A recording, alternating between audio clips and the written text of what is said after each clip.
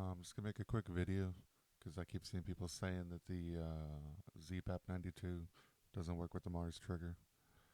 Um, Literally, just watch ZeWallis's video. I'll link it in the description, and then it's just slide edit, and it's easy to tell if it's gonna work or not. So yeah.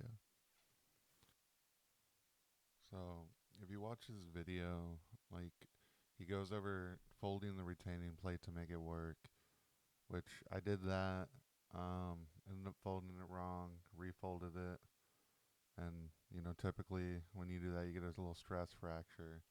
So I contacted Alpha, and they sent me out another one, but I ended up just making my own. Cause like as you can see, this is the one that comes with the gun. I'm just fitting them on the back just so you can see. And then you got the Alpha Tactical one where the hole doesn't line up. That's why you have to fold it.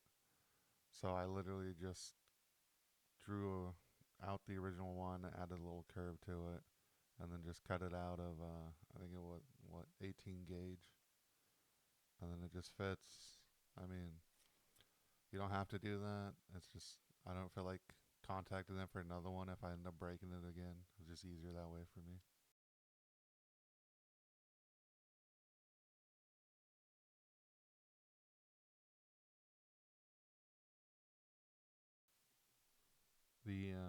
The trip bar seems to be the main thing people struggle with, but thankfully they give you extras. Even when they sent me my new retaining plate, they gave me like four more.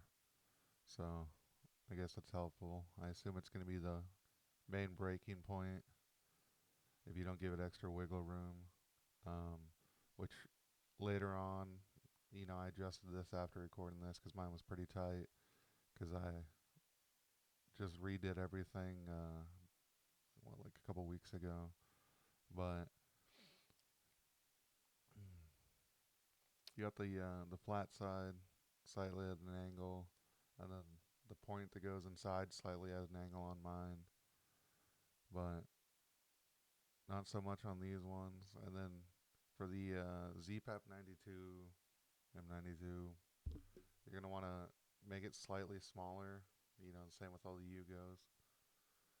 I mean, it doesn't look like it's that much smaller, but slightly smaller. And then for mine, like the main thing that people keep talking about is that the bolt makes it poke out of it. Okay, so what you're gonna want to do is you're gonna want to file it down slightly, like trying to can't really see it because the reflection, but I just hit it with a Dremel because that's all I had at the time. It looks pretty bad, but you just want to flatten both sides, make it smaller, and then the flat part that goes to the actual bolt, you want to trim that slightly, and then it should smoothly go in there. But I'm gonna throw a the one that I didn't edit in there, and like you'll see that when before you even lock the safety in, it'll bind up. So if you're dry fitting it, just always check to see if it binds up before you continue with anything. Because if it binds up, it's not going to work. So what you want to do is you just want to file it slightly, see if it binds up. If it doesn't bind up and you can fully engage the safety and it doesn't bind up, you should be good to go. I mean, it's all I did and I got it to run, but I don't know.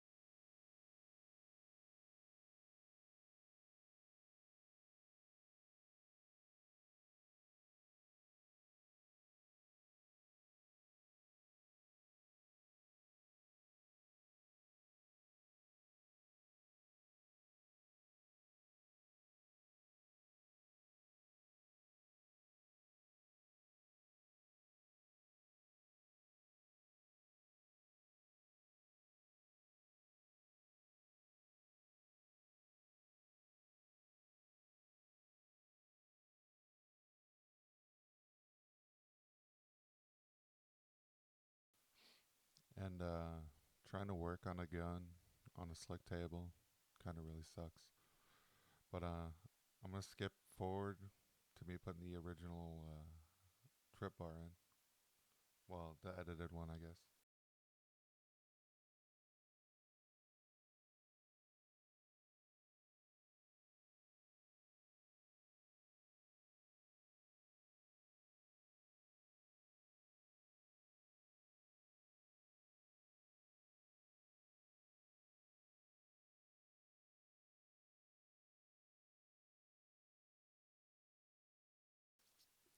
And now that the bolt's back in, when you move the little rocker that attaches to the trip bar, it should move the bolt. If you move it too far and then it moves the bolt, your trip is too long. You need to shorten it. But like I said, I ended up changing it because it was too tight. Because like it instantly moves. Unfortunately, the reflection makes my camera fuck up. But as you can see, the second I touch it, it moves slightly too tight. Kind of made it a little bit bigger. But as you can see, when you move it, the bolt moves. They just rock back and forth. And then after this, it's just going to be a couple of videos from the last time we went out. In the last one, halfway through, you'll see what happens if you squeeze too tight on the trigger. It kind of locks up the bolt so it doesn't actually cycle properly. But yeah.